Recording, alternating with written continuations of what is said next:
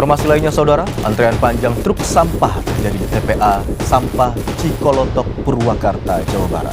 Limbah beracun dan berbahaya berupa air lindi dari TPA Cikolotok, Purwakarta cemari sungai dan persawahan warga.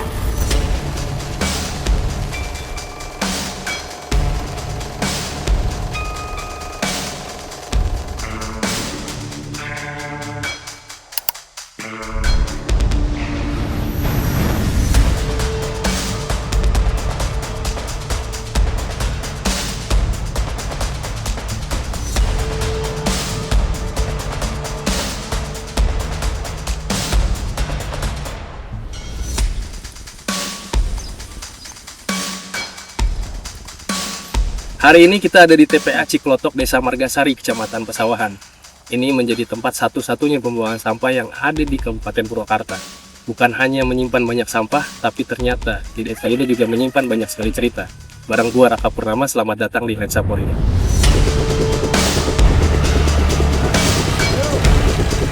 Bagi sebagian besar orang, membuang sampah adalah akhir dari masalah. Namun, di TPA Cikolotok, masalah itu kembali bercerita. TPA, tempat pembuangan akhir, sebuah definisi teknis untuk tempat di mana sisa peradaban kita ditumpuk, dipadatkan, dan dikubur.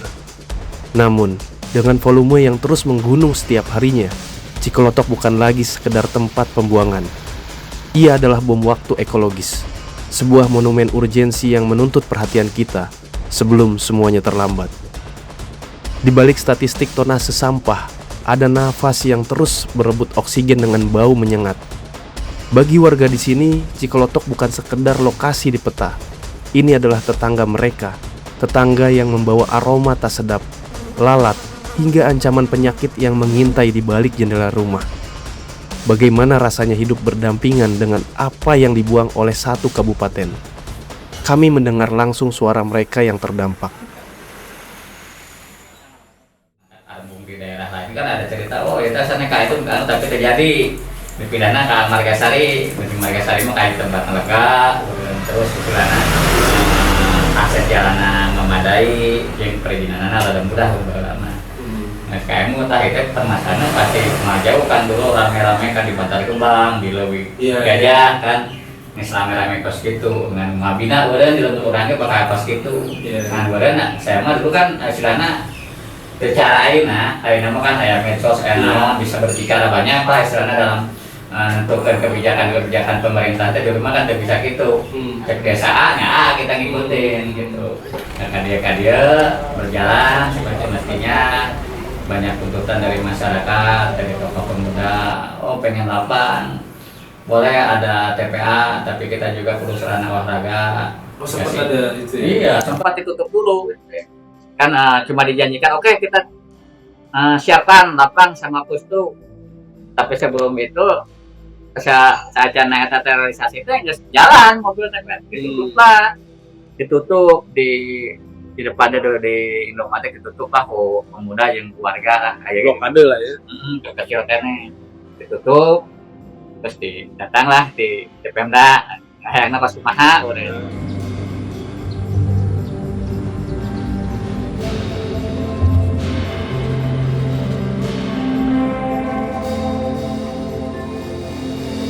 Alhamdulillah terrealisasi lah, datang lapang di Bengkar punya lapang pustu. Untuk saya berarti Untuk saya lapang puskesmas istilahnya. Yang tadi buat dijanjikan masalah BPJS, masalah kompensasi sembako berjalan dengan istilahnya memadai lah, kondusif lah ya. memadai sembako pakai BPJS mah justru nol bisa.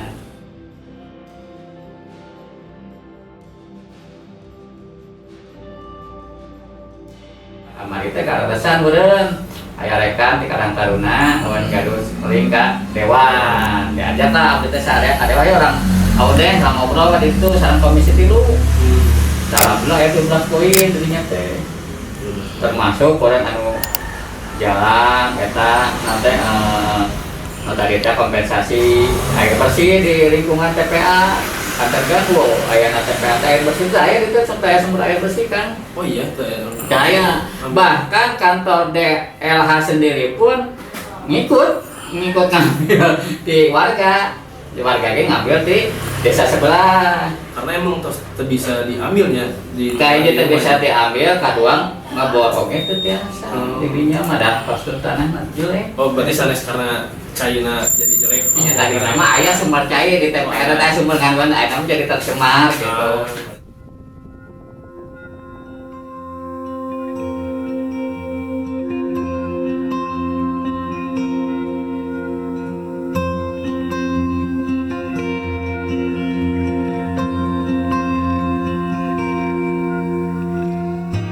Nah, jadi warga sekitar sini tuh memang dialiri sama air yang berasal dari desa lain. Ini kalau kita lihat ini jaraknya kurang dari 1 kilometer itu sawah-sawah ini ada di sekitaran TPA Cikolotok.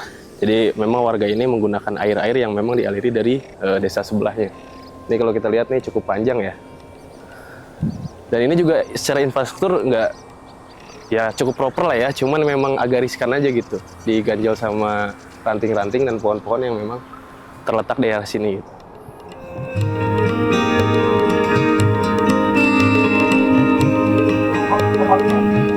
Ini datanya dari sini ada di sini. Berarti itu ayah sampah dulu asli ya?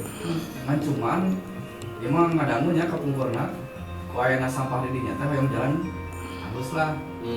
Antara milih camping apa milih jalan kapungkur teh kan. Jalan. Tapi berarti anak-anak kan kemarin kita juga sempat lewatnya ningali barudak tuh asa khawatir lah gitu nya ningali kulit-kulit. Ya. Tapi emang itu jadi hal biasa gitu Ya ya. udah menikmati, mau tidak mau udah beradaptasi sama lingkungan. Saya sampah Pak. Orang kali sekali karya aja diberikan dengan saya sampah. Tapi kita mah kan ngerasa terbetah jika nanya gitu aja di luar mah kan di aroma lagi. Iya Can biasa mah pasti muntah. Boleh ceritakan tuh dulu sok dipakai namanya tempat ini tuh di pengalaman. Kapungkurna tempat sosorotan baru dah. Buat ngelamanuk, namanya asli lah itu kan pengalaman ternyata Pak. Hijau ya. Tempat ngangon domba, daun perbukitan dulu nang perbukitan. Kondisi mah dulu sebelum ada sampah ya, sebelum ada sampah mah enak tempat kita kan punya teman-teman kayak gitu kan, kayak anak-anak main-main di sini. Itu masih hijau ya. Masih hijau, gak ada sampah, masih sejuk areanya. Pas akhirnya dijadikan TPA Yap. masih aktivitas main masih Ya kalau udah ada TPA sih jarang, jarang. jarang kesini.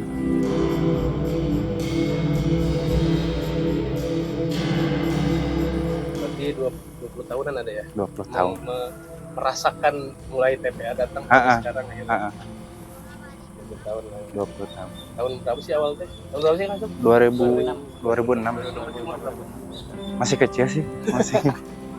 2006, 25, sekarang berarti sekitar umur 10 tahun. Cuman ingat pas bangun ini kan kita sering di sini dah, rumah di sini kan, sering di sini. Lihat-lihat pembangunan awal. Bayang Beko. nggak akhirnya kok jadi kieu sih gitu? Atau memang Enggak senang? kebayang sih. Apa? Kan awalnya ya mungkin dari orang tua dulu ngomongnya jalan bakal bagus sih. Oh, jadi Pemikirannya kan awalnya akses jalan ke sini tuh jelek, susah. Jalan juga kan belum nyampe pemukiman sono. Baru nyampe sini kan jalan aspal ya. aspal. Katanya ntar kalau udah ada TPA mah jalan bakal bagus. Tempat-tempat bakal modern lah. Cuman gak kebayang dampaknya ini kan.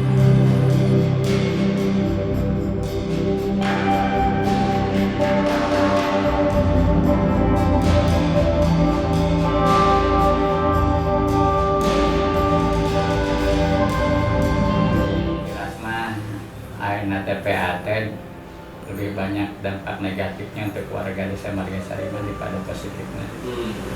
Karena jalan emang dibagusan, tapi kan konsekuensinya apa sendiri tiap hari mobil sampah berbau lewat. Kemudian setidaknya lah mengaruhi ke aktivitas warga, ke anak kecil, perlu mungkin hirup udara segar pagi-pagi teh ngetiwat mobil sampah apa serangan mobil sampah baunya pas kumaha. Tadi di siang tadi aja itu kita ada 4 sampai 5 mobil di mana. Itu siang apalagi. Karena minggu kalau Senin sampai hari Sabtu lebih dari 100 triliun. Mobil DLH aja 80-an ya 80 unitnya ya. 60-an. 60 lebih. 60 lebih. DLH. Dan mobil-mobil nu di desa, di perusahaan. Perjalanan bote.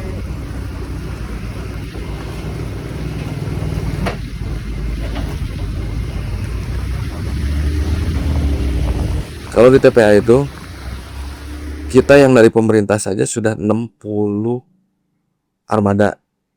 Nah, itu dibagi juga dalam satu hari itu 2 rit. Kisaran sampah yang masuk ke TPA itu 170 ton per hari. Itu sudah di luar dari yang swasta ya. Swasta itu ada yang dari pabrik sendiri, ada yang perkampungan yang pakai BUMDes, yang lain-lain juga masih banyak di situ.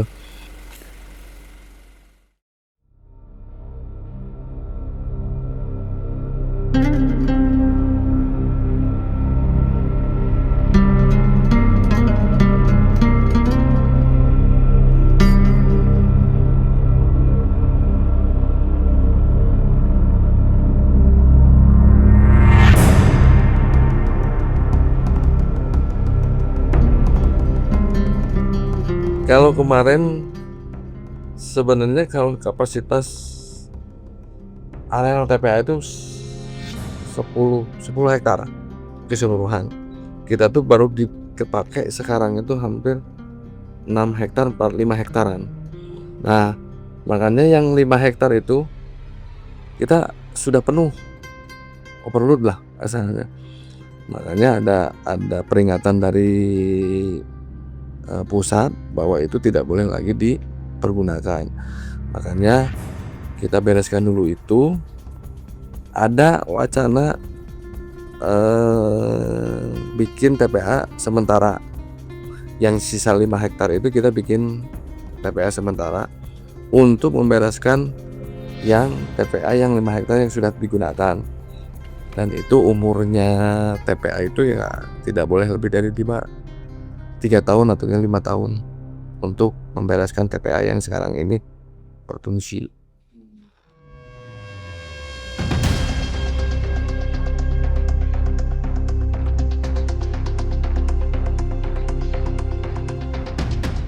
Keluhan warga adalah satu sisi koin. Sisi lainnya adalah regulasi dan manajemen. Mengelola sampah ratusan ton per hari bukanlah pekerjaan sederhana. Ia butuh sistem, teknologi, dan ketegasan regulasi. Namun, dengan kapasitas yang kian kritis, apakah metode yang ada saat ini masih relevan?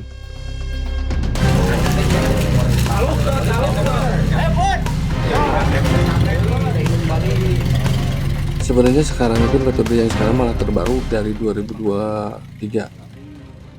Jadi kasarannya kita tetap operasional itu dari jam 5:30 pagi. Nah, 5:30 pagi itu poin titik-titik yang sudah ada MOU dari kami. MOU itu ada penarikan sampah kayak protokol, kayak di perkampungan, di masyarakat. Itu pun kita terbagi 2 rit setiap hari.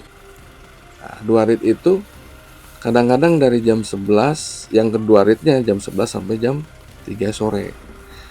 Itu mulainya dari jam 5 subuh sampai jam 3 sore. Karena kita keterbatasan waktu di TPA-nya. Di TPA itu, tutupnya TPA itu jam 4 sore. Itu sudah berhenti, harus berhenti.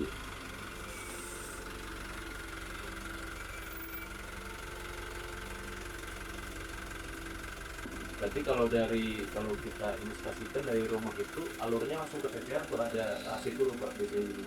Kalau dari pas pengambilan, kalau pengambilan setelah penuh langsung ke TPA. kecuali ada tempat-tempat kayak TPST, pengolahan sampah. Itu kadang-kadang dari pengangkutan ke TPST, pengolahan sampah itu dipilah.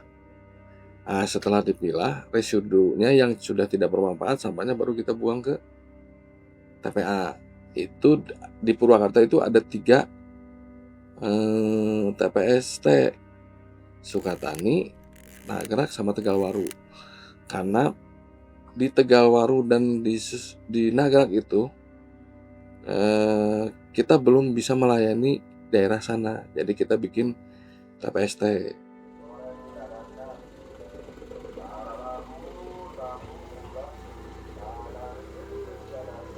Dari 2000 terakhir kita 2023 dan 2024 itu masih belum ada pengolahan sampah di TPA. Jadi posisinya mobil ngangkut langsung buang, belum ada pemilahan di sana.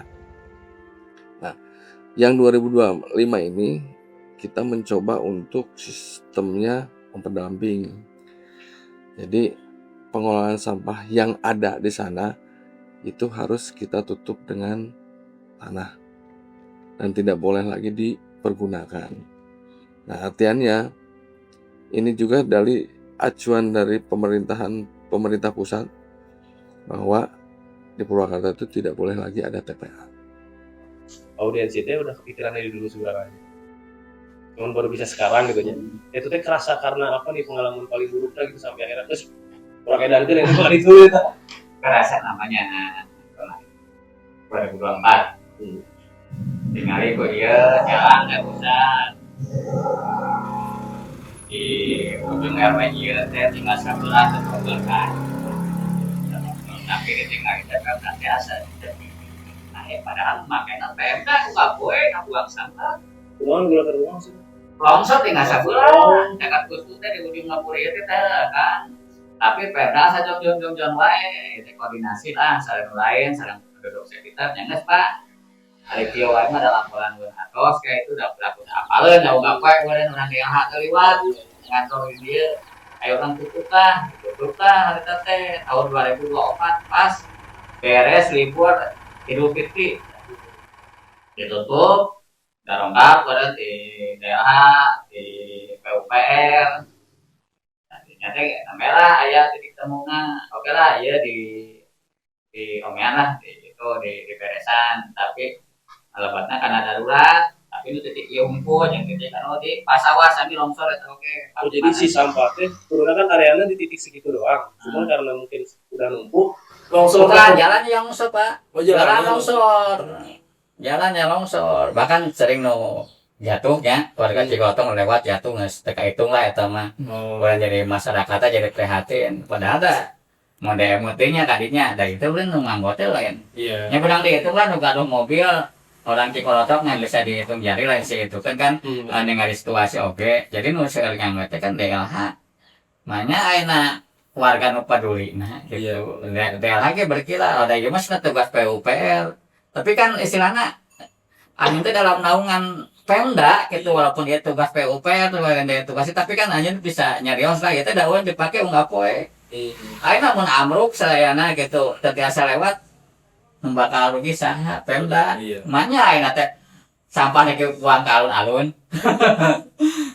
Jadi seles nama orang warga desa Margasari mah auden ngajukan itu sesuai nama keuntungan kanggo Pemda kene. Dina poin-poin audiensi kan istilahnya masalah alat berat, masalah TPA, narapikan TPA. Sebenarnya kan diuntungkan ya DLH sareng Pemda kene, sana menjadi persentuhan sareng warga nama tibang sebuah poin lah.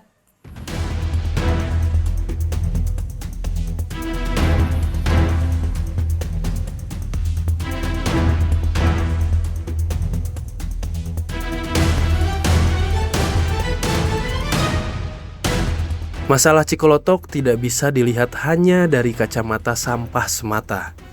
Ini adalah masalah ruang.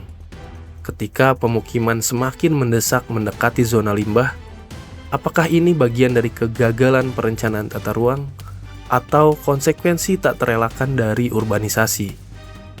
Untuk membedah ini secara objektif, kita perlu mundur selangkah. melihat lokasi Cikolotok dari perspektif akademis dan tata kota.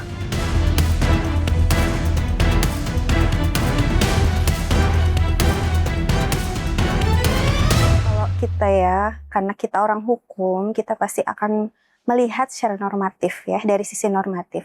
Di mana sebetulnya untuk pengelolaan sampah sendiri khususnya, itu sudah ada undang-undangnya, yaitu di Undang-Undang Nomor 18 Tahun 2008.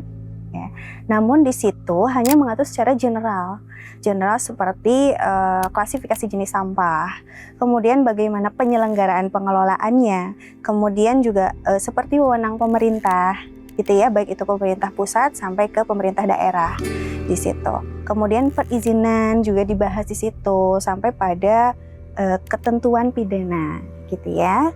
Nah, setelah itu secara lebih detailnya itu kita ada yang namanya Peraturan Menteri Pekerjaan Umum ya. Itu nomor 19 tahun 2012 itu tentang pedoman penataan ruang kawasan sekitar TPA sampah ya. Di mana di situ lebih detail membahas tentang berapa sih seharusnya jarak yang ideal gitu ya antara TPA itu sendiri sampai pada kegiatan atau pemukiman warga begitu. Bisa dijelaskan lebih lanjut Bu, sebenarnya memang jaraknya itu idealnya gimana sih gitu dari TPA ke pemukiman ini? Oke, sebetulnya kita bahas jenis TPA dulu ya. Sebetulnya jenis TPA ini menurut Permen PU ini ada 2 jenis ya. Yang pertama dengan sistem lahan uruk terkendali, gitu ya, di mana di situ membagi 3 zona. Antara zona inti, subzona inti, artinya di situ memang tempat TPA-nya sendiri. Kemudian ada zona penyangga dan ada zona budidaya terbatas ya. Nah, di mana jarak antara subzona inti kepada subzona yang penyangga itu idealnya adalah 500 meter. Gitu ya. Begitu pula dengan penyangga ke budidaya. Gitu ya, budidaya terbatas itu juga harus 500 meter sehingga total kalau misalkan kita mau melihat secara ideal gitu ya, jarak antara TPA tersebut sampai dengan ideal aktivitas warga sehari-hari itu sih harus berjarak minimal itu 1 kilometer.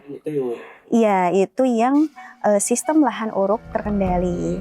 Adapun ada lagi satu lagi jenis namanya sistem lahan uruk saniter, di mana di situ sebetulnya hanya memerlukan subzona inti dan penyangga. Berarti kan hanya berjarak 500 meter saja.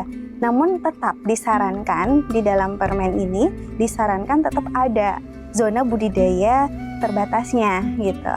Nah, terkait dengan zona budidaya terbatas ini sebetulnya ada beberapa kegiatan bersyarat tertentu. Iya, yang pertama itu dari hulunya, hulu TPA itu boleh dijadikan hunian. Iya, tapi tadi ya kegiatannya bersyarat terbatas khusus untuk hulu. Nah, adapun hulu sampai hilir itu sebetulnya boleh juga dipakai untuk kegiatan yang sifatnya tidak seharian full.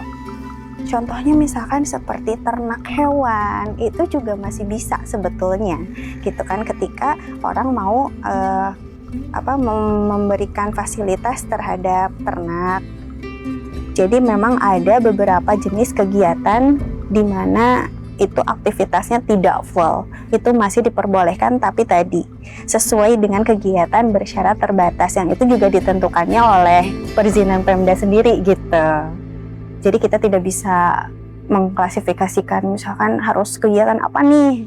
Di sini ada sih memang ketika kita baca di peraturan menterinya ada beberapa kawasan sekitar TPA sampah, jenis kegiatan apa saja yang boleh dan tidak, itu detailnya ada di sana. Titik lokasi di TPA itu juga dulu pas pertama kali saya belum masuk ke sini ya. Ada gambaran bahwa sebenarnya daerah sana itu TPA duluan yang dibuka sama zaman Pak Deddy Mulyadi. Areal Magasari itu dibuka TPA awalnya, terus tahun ke tahun masyarakat memenuhi wilayah tersebut. Tapi intinya awalnya memang progresnya di sana itu memang khusus TPA. Jadi memang apa namanya terkait dan tahan menjadi karyawan sebagai KKN itu sudah dipikirkan nih baik-baik lagi. Iya, dari awal sudah ada memang khusus di sana untuk pembuangan sampah.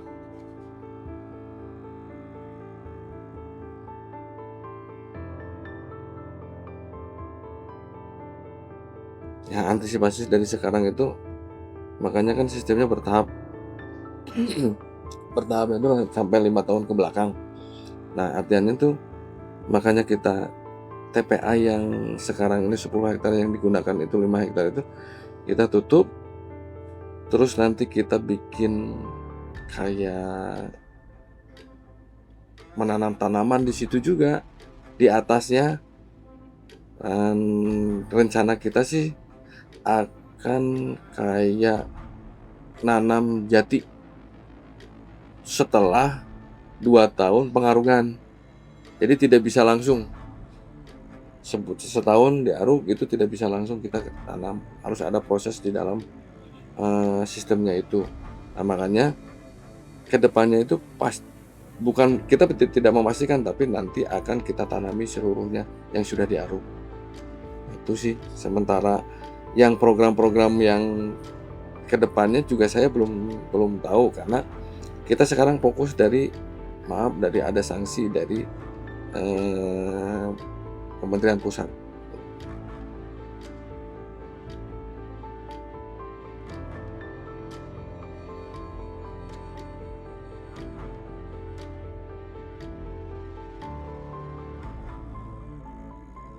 Di rumah bah dia ya kumala kos hari luas nama tepati apa pasti dengan posisi nanti kos kawah tadi gitu kita pertama di dosa rantai tadi ratakan dia dulu pertama buang kita Sama kan itu mudun ke cuma di rata.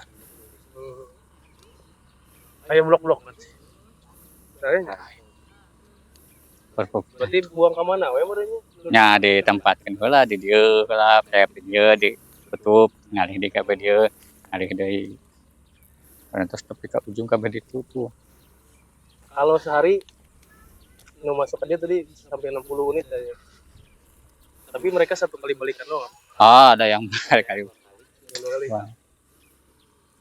Ketika misalkan seorang pengelola sampah lah ya, atau dinas pengelola sampah ini tidak melengkapi dokumen, misalkan oh ternyata secara melawan hukum gitu ya, mengakibatkan ada timbul keresahan dalam arti dampak dari pengelolaan sampah itu gitu ya, berdampak negatif terhadap masyarakat sekitar, itu maka akan menimbulkan konflik hukum. Namun ada gitu loh upaya hukum untuk masyarakat ya, seperti misalkan mengajukan gugatan class action atau gugatan perwakilan kelompok ya, di mana bisa menuntut ganti rugi ataupun ya berupa uang gitu ya secara material untuk pengobatan dan lain sebagainya, bahkan atau bisa juga menuntut atas tindakan begitu terhadap pengelola sampah ini gitu ya. Karena memang ketika ada suatu perbuatan melawan hukum yang dilakukan oleh pengelola sampah, maka sanksinya juga lumayan loh. Ya, selain dari sanksi tadi, ada juga sanksi pidananya. Dan itu bukan pilihan, ada pidana, kurungan dan juga denda. Gitu ya, berdasarkan di sini pasal 40 sampai 41 itu mengatur ketika adanya suatu perbuatan melawan hukum yang dilakukan oleh pengelola sampah ya, dan itu dilakukan dengan sengaja, batas kurungannya itu 4 tahun sampai 10 tahun dan denda dari 100 juta sampai 5 miliar rupiah. Begitu juga dengan kealpaan, ketika lalai gitu ya, pengelola sampah itu lalai, maka bisa dipidana maksimal 3 tahun dan denda 100 juta. Kalau sosialisasi untuk wilayah TPA itu kita setiap ada kunjungan dewan apapun apa, kita selalu melibatkan masyarakat setempat terkait mungkin dampak yang selama ini mereka hasilkan, mungkin satu bau. kedua pencemaran udara juga pasti ada, ketiga kan air lindi masuk ke sungai. Nah, dari semua itu kita juga selalu diskusi ataupun sosialisasi ke masyarakat. Kalau dari pencemaran udara, kita juga sudah MOU sama masyarakat di sana. Ada kesepakatan bahwa buang sampah mobil itu dari jam 8 ke atas. Jadi pagi-pagi itu udara di sana belum tercampur oleh sampah-sampah yang lewat, mobil-mobil yang lewat. Kedua juga kita memberi ruang untuk sekolah, anak sekolah. Di situ kita melewati hampir 3 sekolah, Pak. Kita sudah perjanjian bahwa jam 8 ke atas baru bisa buang sampah. Nah, masalah air lindi itu memang kita juga ada bak air lindi di bawah. Tapi sudah 3 tahun ini kondisinya memang sudah tidak bisa menampung air lindi sampah. Di musim hujan sini pasti akan meluap. Meluapnya itu hampir 85% itu ke sungai yang ada di sekitaran situ. Tapi mudah-mudahan 2026 tahun ini kita membuat bukan membuat tanggul, tapi membuat bak lindi jadi tambahan gitu, tampungannya. Dan kerjasama kita dengan masyarakat juga, kompensasi yang kami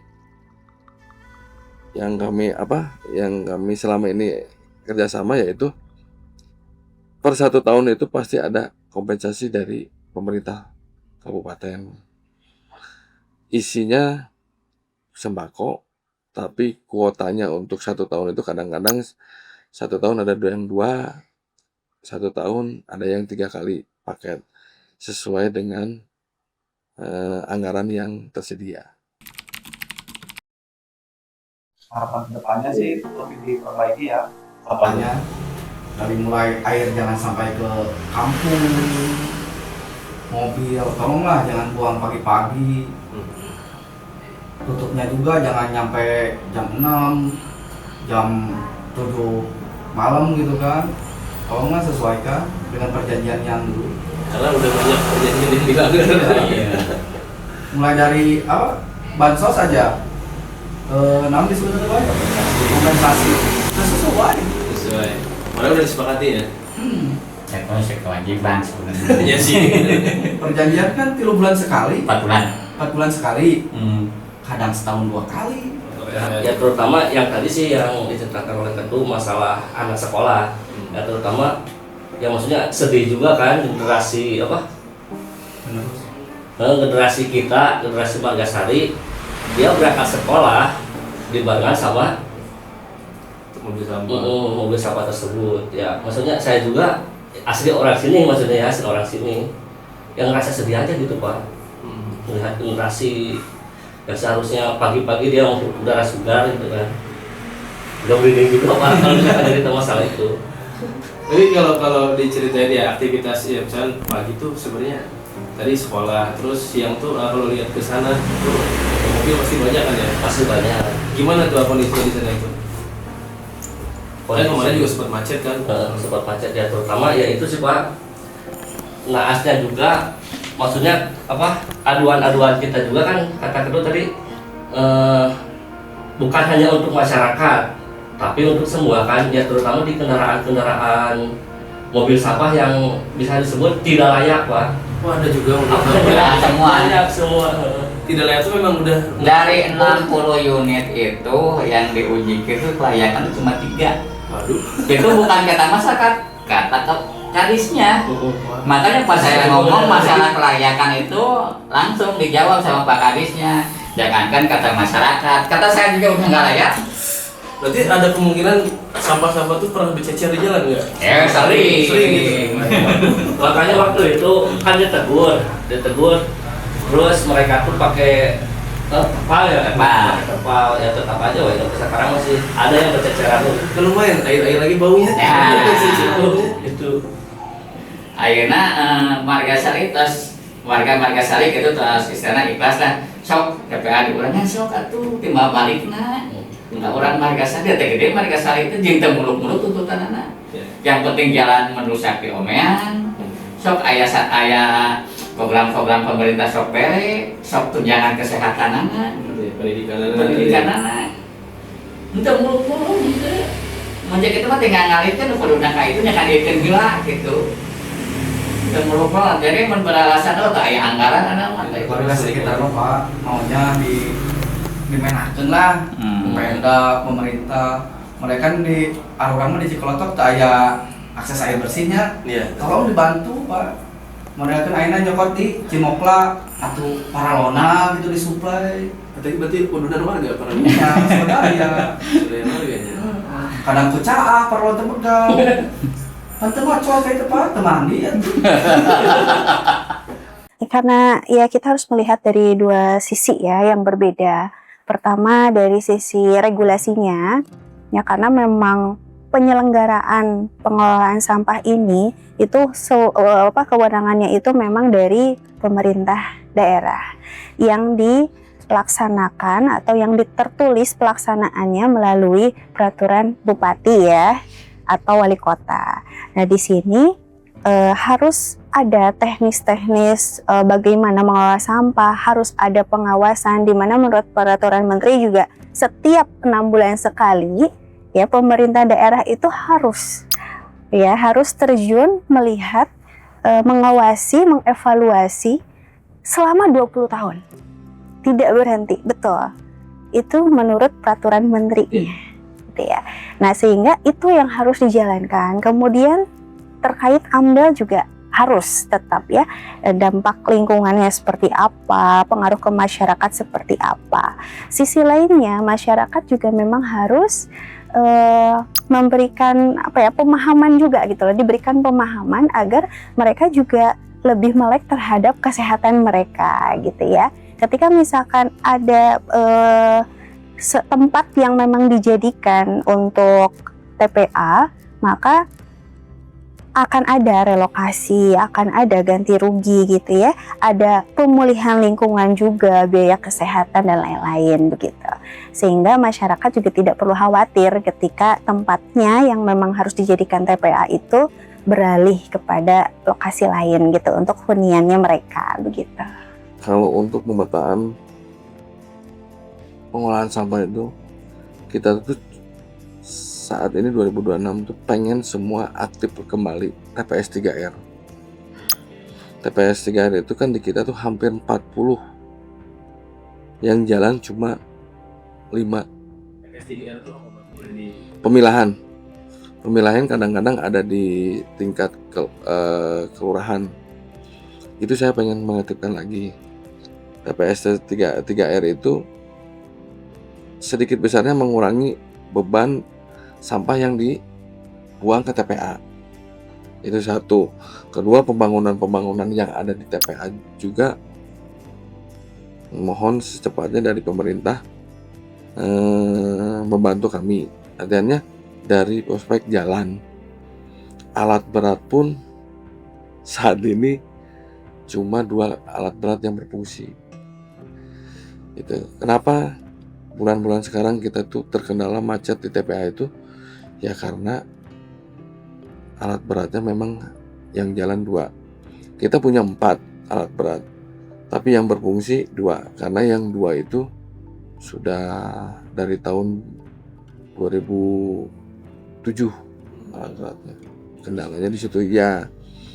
Terus pengolahan yang ada di TPA juga termasuk kita mau sosialisasi ke pemulung-pemulung supaya jangan tidak mendekat di area-area yang di dekat TPH itu, karena sangat rawan lah bagi mereka, apalagi kondisi hujan seperti ini kan. Harapan kami itu ya intinya harus taat jadwal pembuangan sampah. Satu itu. Kedua juga kita selalu mensosialisasikan tentang itu di Mensos ataupun di Minggon ataupun yang dimana. Intinya kalau sudah taat untuk buang sampah, insya Allah kedepannya Purwakarta akan aman dari sampah.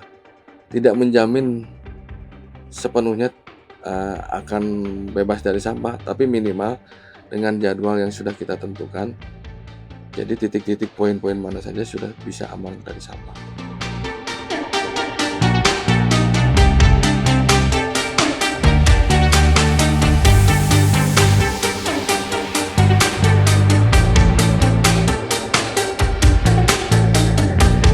Cikolotok adalah cermin. Ia memantulkan pola konsumsi kita yang tak terkendali. Ia bukan hanya tanggung jawab pemerintah Kabupaten Purwakarta atau beban derita warga Margasari saja. Ia adalah tanggung jawab kita. Setiap plastik yang kita tolak, setiap sisa makanan yang kita habiskan, berdampak pada seberapa tinggi bukit ini akan tumbuh. Perubahan besar dimulai dari kesadaran kecil di rumah kita sendiri. Jangan biarkan Cikolotok menjadi warisan terburuk kita untuk generasi mendatang. Saya Raka Purnama, sampai jumpa di tayangan Lensa Purya selanjutnya.